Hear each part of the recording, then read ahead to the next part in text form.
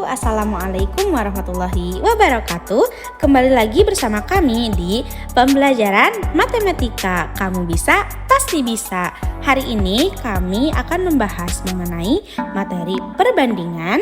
Sebelumnya, izinkan kami memperkenalkan diri dulu ya. Yang pertama ada dosen kami tercinta, dosen pengampu mata kuliah Pendalaman Matematika SD, yaitu Dr. Hafiziani Eka Putri MPD. Selanjutnya ada Teh Nanda Aditya Putri dan saya sendiri Widya Ningrum Fitriani. Untuk materi selanjutnya akan dibahas oleh Teh Nanda. Baik, materi yang pertama itu mengenai pengertian dari perbandingan sendiri. Nah, perbandingan sendiri memiliki arti atau pengertian yaitu pembagian antara dua satuan yang sama. Perbandingan ini dapat dinyatakan dalam A per B atau A.2B dengan dibaca A berbanding B, di mana B itu tidak sama dengan 0. Nah, ini adalah syarat-syarat dari perbandingan sendiri. Yang pertama itu satuan-satuan yang diperbandingkannya sejenis. Yang kedua, perbandingannya dibuat dalam bentuk pecahan yang paling sederhana dan dinyatakan dengan bilangan bulat positif. Yang ketiga ini, perbandingan dapat disederhanakan dalam bentuknya tanpa menggunakan satuan. Untuk lebih mengerti mengenai perbandingan sendiri, kita langsung ke contoh soalnya, di mana contoh yang pertama itu ada di poin 7.2.1 dengan soalnya umur ayah adalah 40 tahun dan umur ibu adalah 35 tahun. Ayah dan ibu memiliki seorang anak yang masih duduk di bangku SMA dengan umur 17 tahun. Nah, pertanyaannya ada 3 poin pertanyaan dari contoh soal perbandingan berikut. Yang pertama itu ada berapa perbandingan ayah terhadap umur ibu. Yang B, berapa perbandingan umur ayah terhadap anaknya yang masih duduk di bangku SMA. Dan yang C ini, berapa perbandingan umur ayah terhadap anak tersebut. Nah, kita sudah mengetahui ya, syarat dari sebuah perbandingan itu adalah salah satu besaran yang dibandingkannya harus sejenis. Nah, ini udah sejenis ya, ini yang akan dibandingkannya yaitu dalam umurnya. Nah, yang A itu adalah berapa perbandingan umur ayah terhadap umur ibu, di mana umur ayah itu adalah 40 tahun dan umur ibu adalah 35 tahun. Nah, kita sederhanakan dibagi ke 5. 40 dibagi 5 itu adalah 8 dan 35 dibagi 5 itu adalah 7. Dengan hasil perbandingan ayah dan ibu adalah 8/7. Selanjutnya ada umur ayah berbanding umur anak, di mana umur ayah itu adalah 40 tahun dan umur anak itu 17 tahun. Nah, ini langsung ditulis dengan perbandingannya itu 40/17.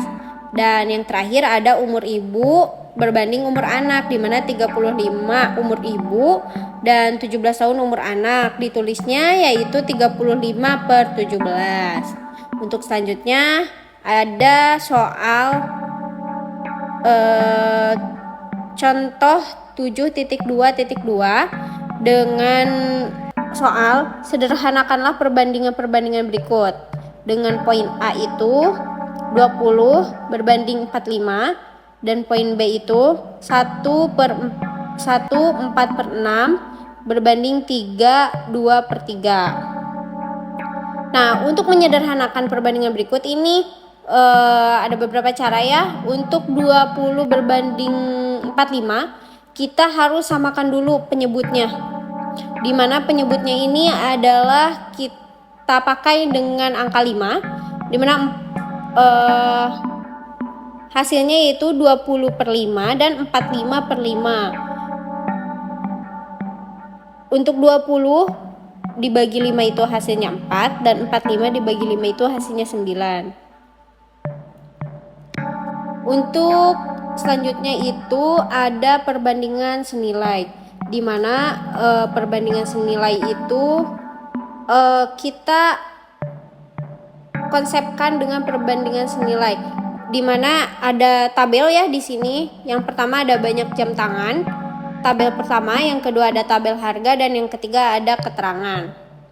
Nah, jika diperhatikan tabel tersebut, maka kita dapat melihat bahwa besaran harga untuk satu buah jam tangan dalam setiap barisan adalah 15/1 sama dengan untuk 2 buah jam tangan yaitu 30.000 untuk barisan kedua, dan yang ketiga harga dari jam tangan itu 45.000 dengan banyak jam tangan 3. Selanjutnya ada 60.000 dengan banyak jam tangan 4. Selanjutnya ada 75.000 dengan banyak jam tangan ada 5. Dan yang terakhir adalah baris ke-6 yaitu A per B. Nah,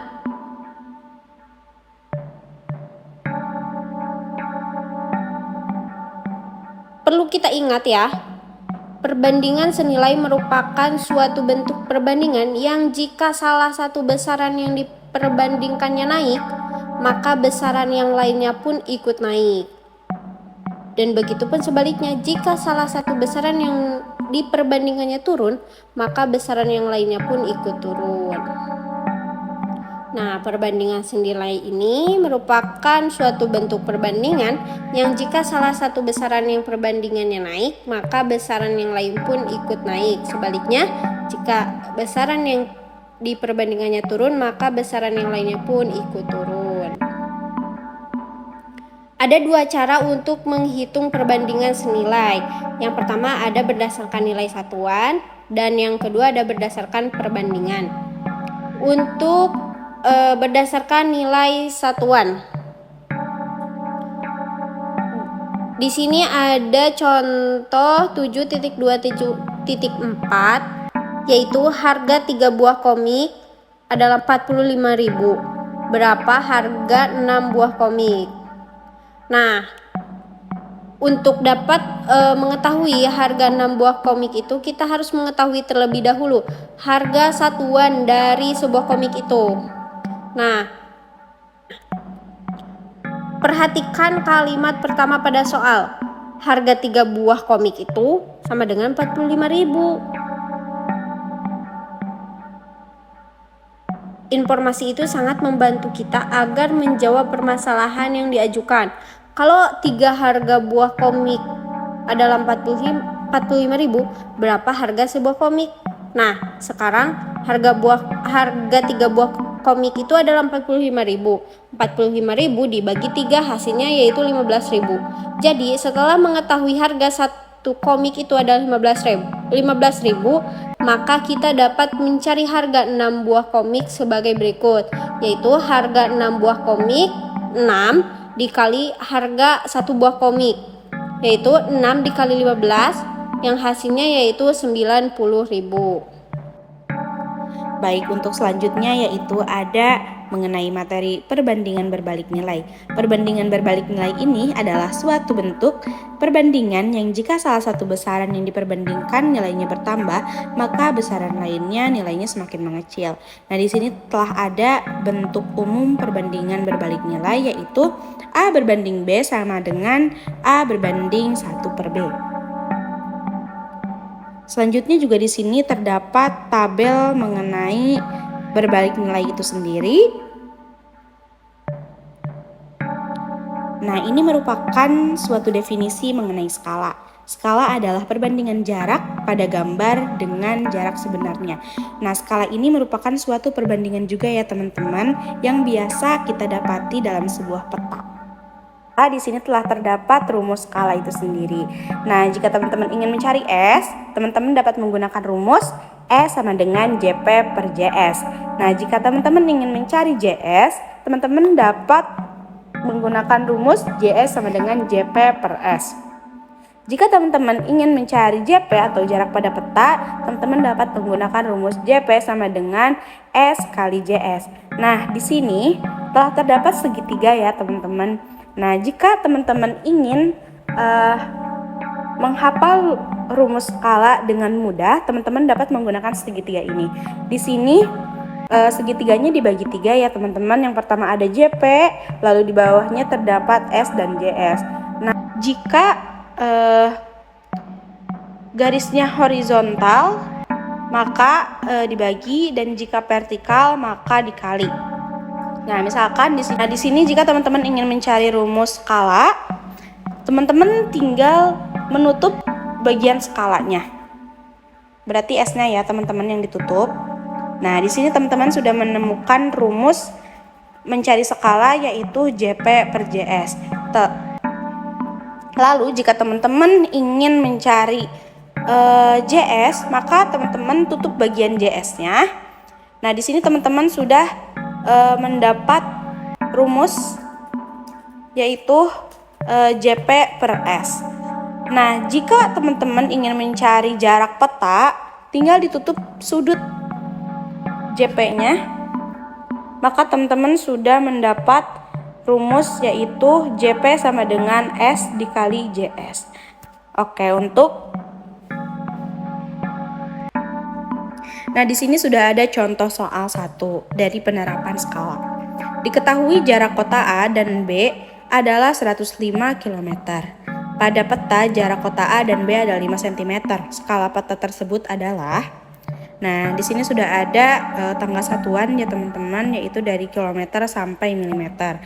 Nah, untuk pembahasannya sendiri, teman-teman, setelah ketahui JS sama dengan 105 km, nah mengapa di sini kita dapat melihat dari 105 km menjadi 10.500.000, karena dari kilometer kita ubah dulu menjadi cm.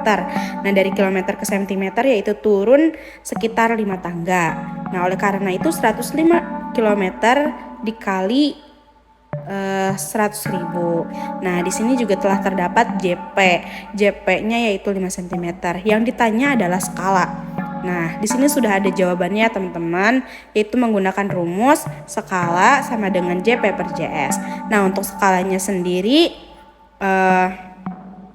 untuk JP-nya sendiri, nah yang ditanya adalah skala.